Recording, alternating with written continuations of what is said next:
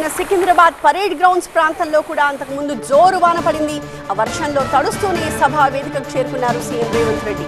వర్షంలో తడుస్తూనే ఇందిరా మహిళా శక్తి పథకాన్ని కూడా ప్రారంభించారు. రేవంత్ తో పాటు మంత్రి సీతక్క, పొన్నం ప్రభాకర్ కూడా ఉన్నారు. వర్షంలో తడుస్తూనే మహిళా సంఘాలతో ముఖ్యమంత్రి ఫోటోలు దిగారు.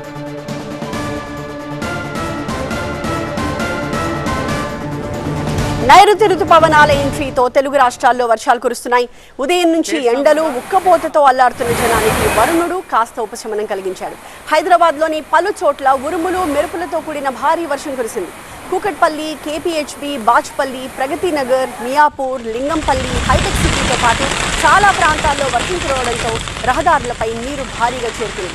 ఈ భారీ వర్షంతో ట్రాఫిక్ జామ్ ఏర్పడింది. పలు చోట్ల ఈదురుగాలుల తీవ్రతకు భారీ వృక్షాలు నేలకొరిగాయి.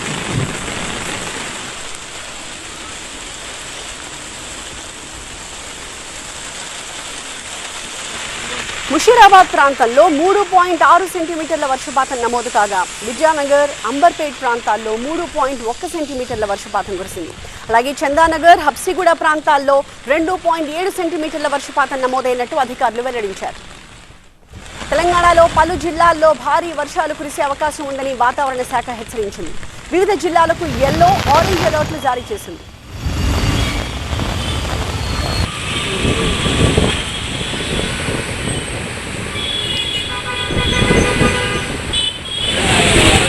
ఇవాళ హైదరాబాద్లోని పలు ప్రాంతాల్లో భారీ వర్షం కారణంగా ఎలాంటి దృశ్యాలు కనిపిస్తున్నాయో మనం చూస్తూ ఉన్నాము.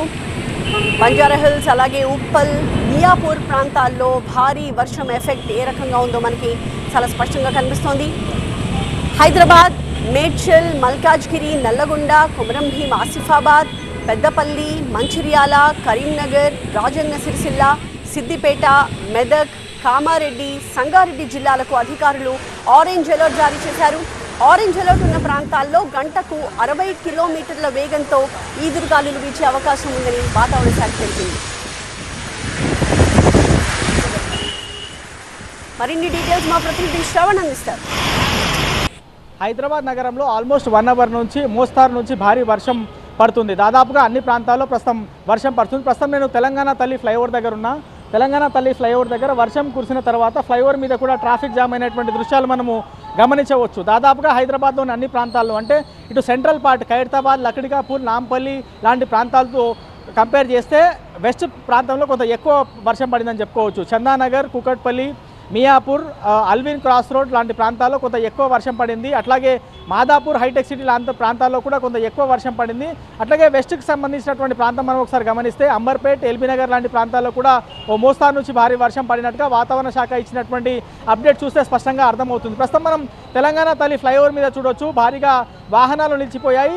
నార్మల్గా ఫ్లైఓవర్ మీద ట్రాఫిక్ జామ్ అవ్వదు, కానీ ప్రస్తుతం వర్షం కురిసిన తర్వాత వెహికల్స్ మూవ్మెంట్ చాలా తక్కువ ఉండడం, దాని తర్వాత ఉద్యోగం నుంచి ఇంటికి వెళ్ళేటువంటి ఉద్యోగస్తులందరూ కూడా ఒక్కసారిగా బయటికి రావడంతో ఇబ్బందికర పరిస్థితులు రోడ్ల మీద ఉత్పన్నం అవుతున్నాయి. ట్రాఫిక్ జామ్ కొన్ని ప్రాంతాల్లో అవుతుంది. ప్రస్తుతం మనం ఉన్నటువంటి తెలుగు తల్లి ఫ్లైఓవర్ మీద కూడా కొంత ఎక్కువ ట్రాఫిక్ జామ్ అవుతున్నటువంటి దృశ్యాలు చూడొచ్చు. ఉద్యోగం నుంచి ఇంటికి వెళ్ళేటువంటి సమయంలో జనాలు, ప్రజలు కొంత అప్రమత్తంగా ఉండాలి అని అధికారులు చెప్పేటువంటి ప్రయత్నం చేస్తున్నారు. గ్రేటర్ వ్యాప్తంగా 3 కార్పొరేషన్ పరిధిలో దాదాపుగా 900కు పైగా వాటర్ స్టాగ్నేషన్ పాయింట్లు ఉన్నాయి.